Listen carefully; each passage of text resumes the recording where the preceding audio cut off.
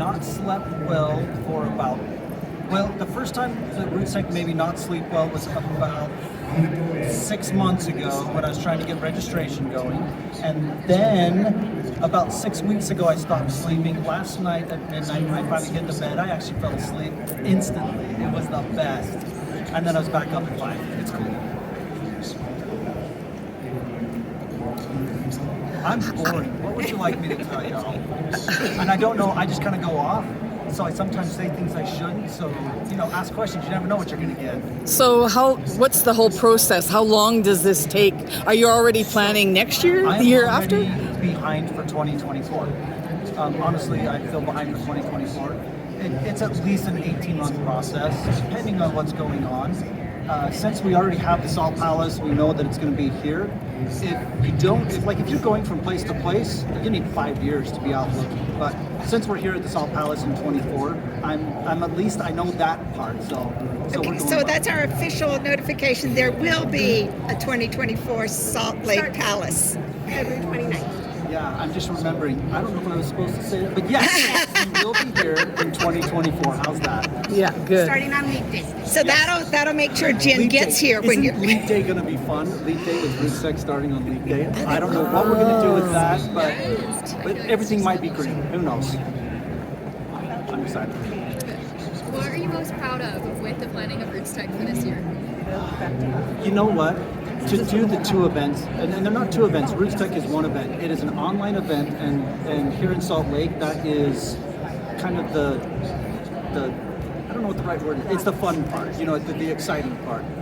But to do the 2 at the same time is unbelievably difficult. Our team has put in hours and hours and hours to make that happen. And it's not just like a normal 9 to 5, I'll tell you that. They work all the time, and it is a ton of work. So to pull off the 2 at the same time is just unbelievable.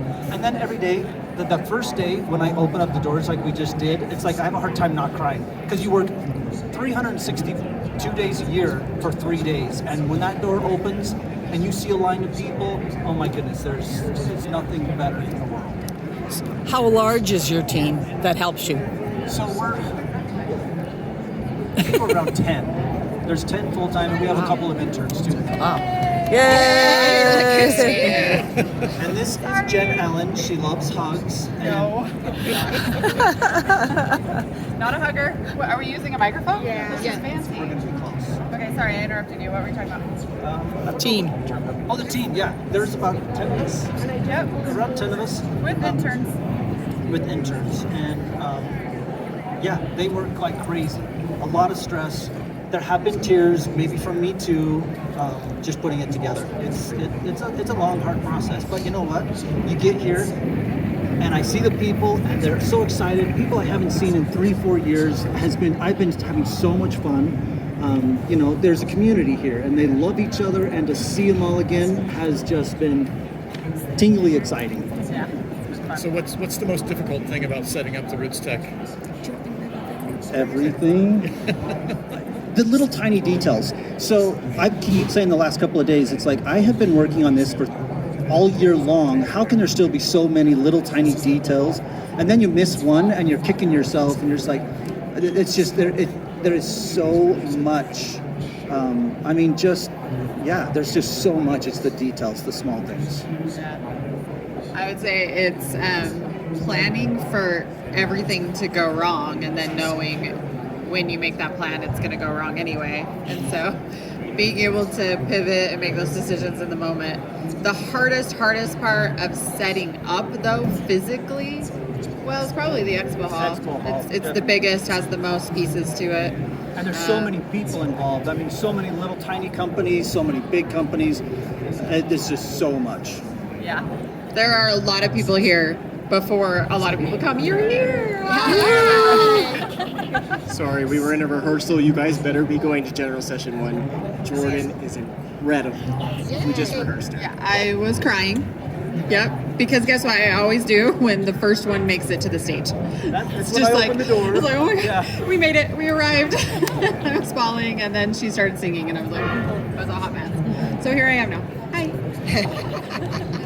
What's another question? Who was it that had it was you and someone else that proposed the doing the virtual and back in person? Did we have you two? Was I crazy or what? No, we want to wash your feet or something. You know, it was so hard to make that decision. We felt like it was the right year to come back in person. Especially last year felt a little early. Like we were like, I don't know. And so we were glad that we stuck with virtual. But coming back has just been so great to allow people to have that option. I said it this way last night, that we want everybody to come here who wants to be here. And those that don't, because of whatever, maybe they don't like to be around people, or they physically can't get here, they can still enjoy all the work that we've done and enjoy that from the comfort of their own home. But yeah, like, we were kind of crazy to make that decision because it was a lot of work. So did you sleep last night? I did. A solid 4 hours, maybe. And how about you, Jonathan? Were you able to sleep? Well, yeah, about 4 hours, but the few days before that, they were some pretty rough nights. Yeah. It takes a lot to put an event like this on, and then also everything you don't see here at the Salt Palace with the virtual event. Everything that we learned the past 2 years has been incredible, and we can't forget about the millions who are tuning in. So there's a lot of work to do here during the day, and then we all joke that there's the night shift, and we all see each other online, and we message each other and keep things going. We're not quite so happy or jovial at that point, though. I'm happy. I'm in my PJs lying down in bed, but I just have my laptop, and we just keep going. Yeah. What's the process of choosing the keynotes? What are those conversations like? They're really fun. We, as you know, family history touches everybody. Everybody has a story to share, and so we usually start with a theme, because once we know what the theme is, then that kind of helps us narrow in, okay, who can fit this theme? Who can share a message that will be meaningful and help drive home this theme? And of course, you all know the theme this year is uniting, and so we found individuals who we feel can do that. Who's excited to see Sean Astin? Yeah? He's somebody who unites generations, if you think about it. Everybody knows him from different, he's had such a long career in the entertainment industry, and so he is truly somebody who unites generations. Jordan Sparks, as we talked about, she is somebody who is a fantastic singer, and music unites people in such an incredible way. And Mirako, who is our photographer who will be joining us on Friday, she also has a fantastic story of resilience, which everyone can tie into. The story we have for her is going to be so cool. Sorry. No, it definitely. I'm so excited for the keynote lineup this year. So it starts with the theme, then we think of people, but that process, we start with a list of, 100 names or so, and then it just narrows in, and there are a lot of factors, availability, of course, being one of them, but we do our best to find somebody and push the boundaries and pick people that are maybe surprising to our audiences, but then in the end, they just knock it out of the park. It starts with a huge spreadsheet first, though. We have every name possible on that thing. Good question. Anyone you want to see? Yeah. We are always taking ideas. I'm going to mess up her name. She's a Nigerian author, and she talks about the value of a single story and how it's important to get the conglomerate story is to have all the individual stories. I'll look her up. Yeah. She's a TED speaker. Yeah. She's fabulous. Those are the best, the ones that we don't know about. And yeah. Send us your recommendations. We read every email. So we got a question here. Was your hand up, or were you going to offer a name? I was going to offer a name. Who? Bethany Hamilton. Yeah, we have. She is on the list, actually. Yeah. So she's made the cut to be on the list. Yeah. Sorry, I think I know this. Yeah. So you said that there are some people that you think surprise the audience. Is there anybody that you guys picked that you're like, yeah, they're going to be good, and then they just blew you out of the water? Oh, I thought you were going to say the opposite. No, we're positive. Okay, we'll keep this upbeat. Yeah, there's a few of them through the years. And right now I cannot even remember her name. But you go. The singer. Natalia Lafourcade. Natalia Lafourcade. Do you remember when she came from Yes. Coco? She sang the lead song "Remember Me" from Coco, and what was amazing about that, and we didn't know this when we were planning that, but the song was nominated for an Oscar. And we almost didn't have her on our stage because she had to be in LA for the Oscars the next day. And there were rehearsal conflicts, but somehow we were able to pull it off and she was able to be there. And then the next day she was on the stage at the Oscars, which was so incredible. It's stories like that. I mean, Scott Hamilton, we knew that people knew him, but we didn't know how much his message would touch the audience. Same thing for LeVar Burton. Yeah. LeVar Burton came, and we all knew, Reading Rainbow, everybody knows him. Roots and all the other Star Trek, exactly. Sorry, see, uniting generations. Thank you. Thank you. So for him, I mean, especially with the genealogy reveal, I mean, that was such a meaningful thing for him, and his reaction to that, I think, was surprising. So. Yeah. But Sean, come on. I am so excited for Sean. He just, from the time I was a little kid to the time, with that one show he was just in a few years ago. Stranger Things. That's the one, Stranger Things. I am so excited. I can't stand it. Goonies. What other questions? What are you most excited about being back in person? Oh, the people. The people. Seriously. Not sitting here, though. So, we've been doing this for a long time, and seriously, some of these people have become really good friends. And then just the people that we have the opportunity to be seen quite a bit, and people coming up are so excited to talk to us and to be here. And there's just the energy. I love that we did the online. I'm so proud of what we were able to accomplish, but this is where it's at for me. This is where the excitement is. I love it. And I love that we can take the excitement here and also put it online so that can continue, because we want everyone around the entire world to feel the excitement, because that's how the work gets done. And if everyone's excited, there's more businesses that get started, there's more people that learn about it and learn that, hey, because I'm doing Facebook, I'm kind of doing some genealogy work here. So it's just the opportunity to spread that and create that excitement, and it's fun for me. Here's the thing.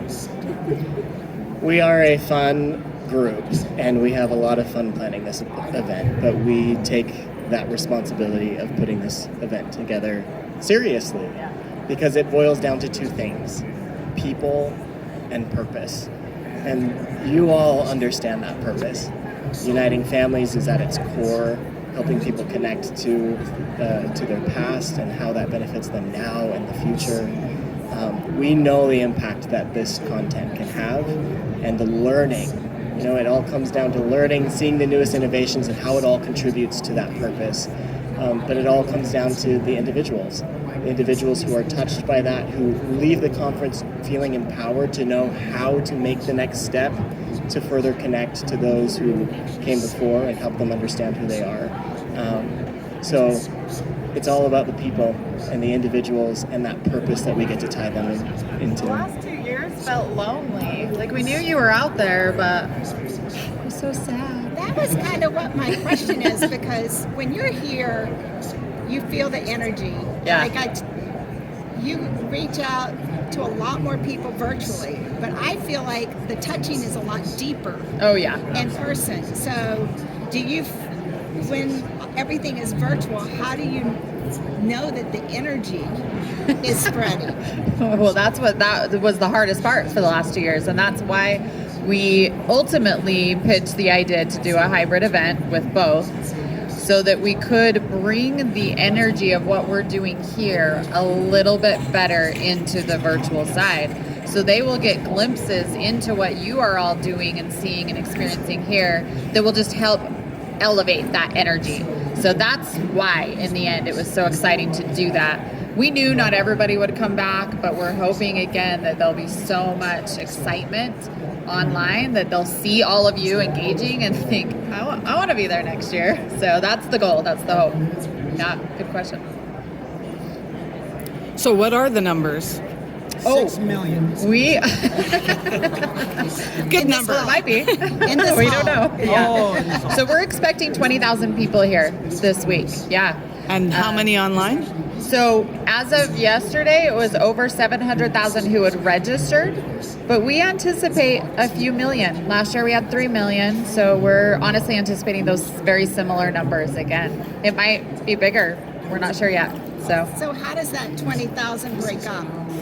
Is it like a lot more on that Saturday? Yeah, a lot more on Saturday. Around 8 to 10,000 that come just on Saturday. But we've got young adults who are coming as well. So, all in all, when the weekend is all done, we will have had around 20, maybe even 25,000 people come in this building and experience 25. RootsTech. I'm going to say 25. So, and that's great. We had 30,000 3 years ago. And we didn't anticipate to be that high again because guess what? People kind of like to stay home now. Have you been to the movie theaters? I have, and nobody's next to me. It's weird. We're all lazy. We like to stay home. So we did anticipate that, and that's okay. But I mean, similar to what you said, again, we know in the events industry when somebody comes and takes the time to come and spend their time at an event, you become a much more loyal and deeper learned person, right? Because you have experienced that and you give up your time to come to an event, whatever it is, even if it's a product event, that you're going to, you become much more deeply engaged in that. So, and we know that, but we're so grateful, and we should all be grateful for the millions who are joining RootsTech, even for just a few minutes, because that in the end will help our industry someday, somehow. Speaking of Saturday, what tips do you have for the families coming to get the most out of the discovery experiences and bringing the kids? Yeah, bring the kids, first of all. Bring the cash for the cinnamon almonds. That's what my kids are waiting for. And then there are so many activities. So the expo hall opens at 9, and right at 9, all of those special activities start as well. I'll have Jonathan or Brandon share what those details are. But you come in, you experience that with your family, and then they can see Elder and Sister Gong in the afternoon at 1:30. So it'll be a great session. We're going to have a section in the expo hall that is completely devoted to Family Discovery Day activities. So, like Jen said, bring the kids because there's going to be something for every age level, whether they're the littlest or if they're a little bit older. And a lot of it will tie into subjects about family history. So we're trying to celebrate records and how records were captured through history and in different parts of the world. And there's really fun, creative ways to help young people understand and appreciate that. So that will be here in the expo hall. There will be maps at every info desk. So if that's, when you get here, grab a map so you know what's available and you can get around and easily and understand what's available for you and your kids. Yeah, great question. What else? Let's do one more. Anyone got one? No, you go ahead. From a creative standpoint, what do you feel you are most proud of or most excited for with RootsTech this year?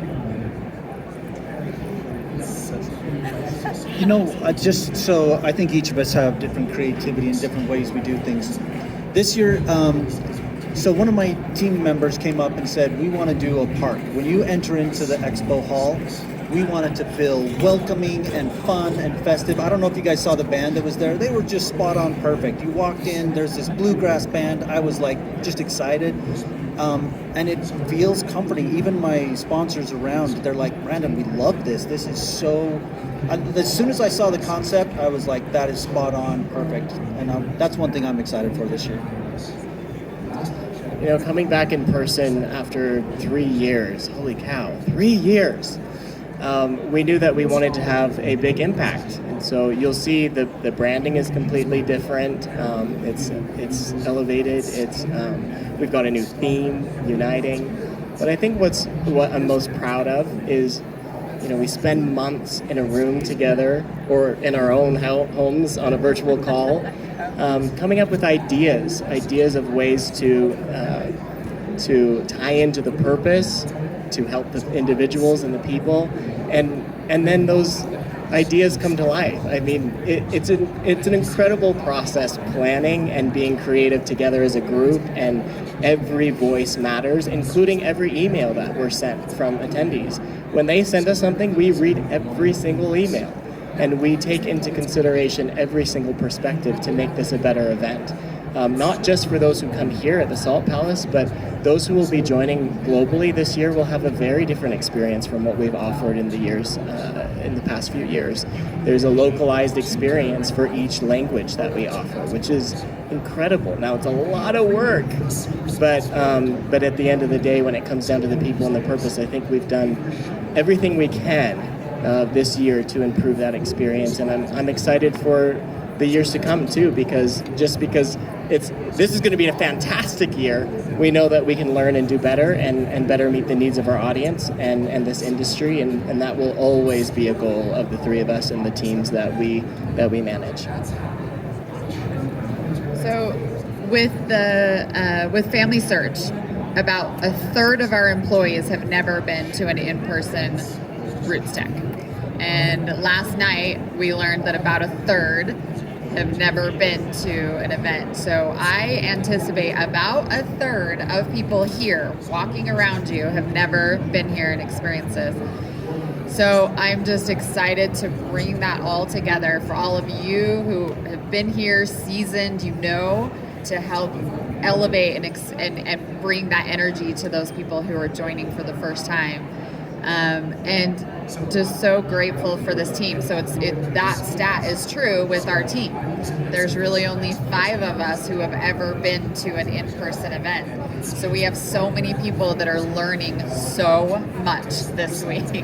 They have been planning for the whole year, but they didn't really know what to expect. And so just seeing this team grow and learn and be able to provide joyful and inspiring experiences for all of you has not been an easy task for the last year, but can't wait for them to learn, for our new people who are joining us to learn how awesome this industry can be and is. And so I'm grateful for that. That is what I am the most excited about.